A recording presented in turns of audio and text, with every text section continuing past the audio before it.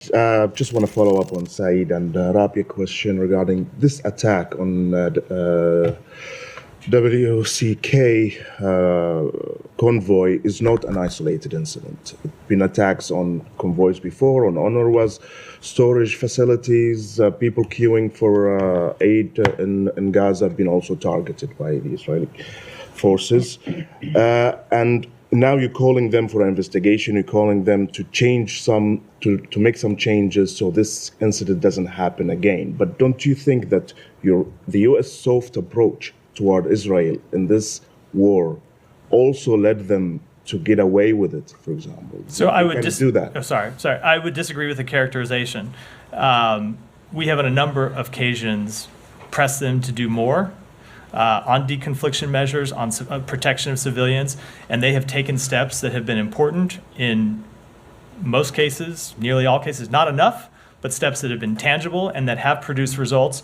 But we want to see them do better, and that's why we'll continue to engage with them on that. But do you think it was better enough, let's say? I mean, the northern Gaza is on the verge of famine already. Aids are not coming in for a while now, for months. You're pressing the Israeli counterparts. It seems that doesn't yield results anymore.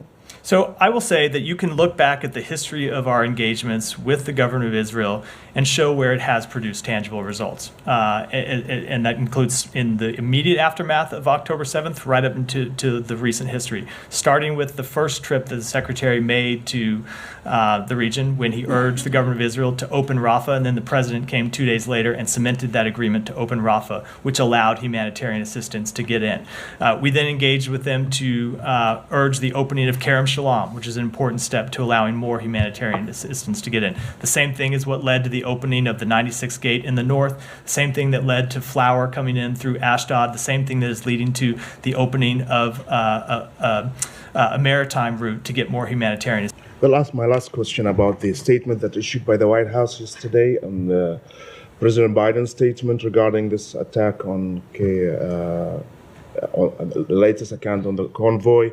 The president sounded outraged and heartbroken and blamed Israel that they are not doing enough to protect aid workers. Does this language signal a change in policy, or just a statement regarding this incident?